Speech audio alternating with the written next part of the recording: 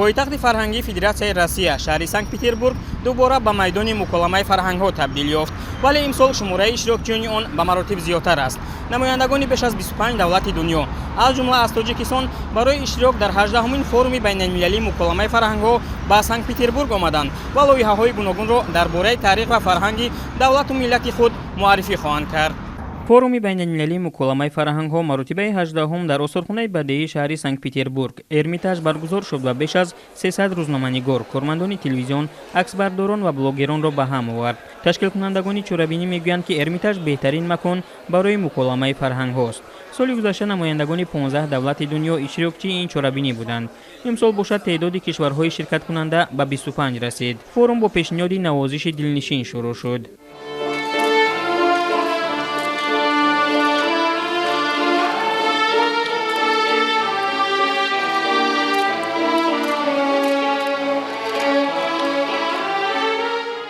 мавзӯи имсолаи форум ҳамкории миллатҳо ва фарҳангҳо буд.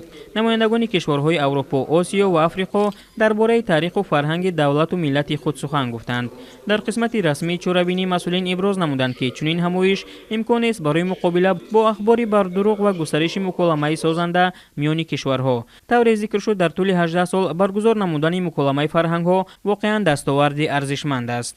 Эрмитаж – это реально то место, куда надо в начале своей карьеры зайти один раз. Это важная остановка для любого молодого человека, профессионала. Я рад, что нас поддерживают в этом замечательном проекте фонд «Русский мир», а проект проводим мы совместно с Союзом журналистов России. Нам прислали более 1000 работ. Мы отобрали наиболее лучшие. И мы их пригласили, этих авторов. Они представляют здесь свои проекты, в самом, я бы сказал, удивительном центре мировой культуры, в Эрмитаже. ин форум барои густариши ҳамкориҳо ва шурӯъ намудани лоиҳаҳои гуногун имконияти нав ва шароити мусоидро фароҳам меорад.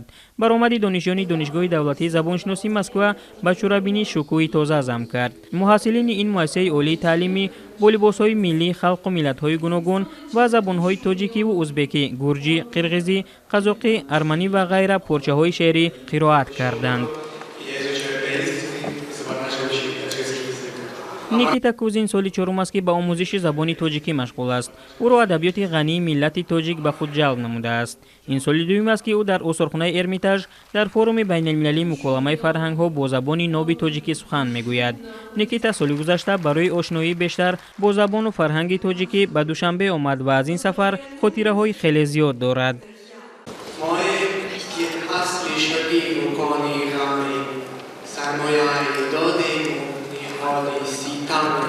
В первую очередь, чем мне очень понравился Таджикистан, он уютнее, потому что я сам из области, я из тихого города, и поэтому в Москве мне не всегда комфортно. Приехал в Таджикистан в ноябре, обгорел. Было очень уютно, очень вкусно, конечно же, порадовали цены и люди. Всегда можно пообщаться, все очень открыты. Таджикистан, Русия, Бафиш. дар форум фестивали филмҳои ҳуҷҷатӣ, барномаҳои телевизионӣ ва лоиҳаҳои видеоӣ барои платформаҳои рақамӣ «Ман дар ин ҷо зиндагӣ мекунам» баргузор шуд. Тоҷикистонро бо пешниҳоди гузориш дар бораи ҳунарманди табақтарош, рӯзноманигор ва блогер Шералӣ Давлатов муаррифӣ кард.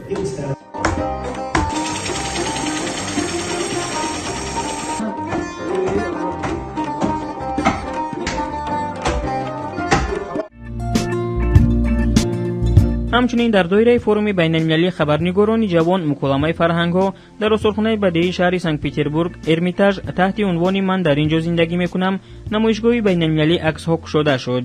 дар ин ҷо даҳҳо асари беҳтарини муаллифони ҷавон пешниҳоди дӯстдорони санъату ҳунар гардонида шуданд. дар ин намоишгоҳ Тоҷикистонро ду аксбардори ҷавон Самир Афарди ва Роман Буряк муаррифӣ намуданд.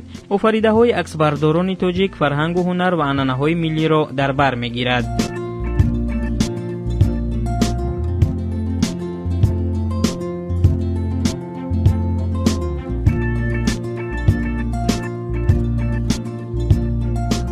бо натиҷагирӣ аз 18-умин форуми байналмилалии муколамаи фарҳангҳо кумитаи тадорукот муаллифони беҳтаринро аз Россия, Испания, Туркия, Тоҷикистон, Фаронса, Миср, Арманистон, Аргентина ва як қатор кишварҳои дигарро бо дипломҳои фахрӣ қадрдонӣ кард.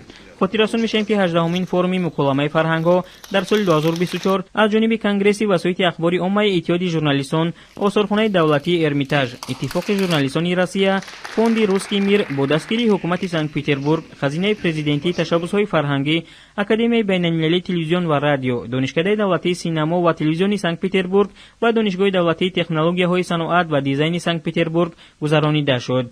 در روزهای آخرین فوروم اشتراکچیان در سنت پترزبورگ و گرد و اطراف آن و دیگر شهرها از قبیل تور، ولیکی نوگورود، تولا و کلین سفر کرده با مکان‌های فرهنگی روسیه از جمله خانه موزه الکساندر پوشکین، پیوتر چایکوفسکی و لو تولستوی شناس شدند.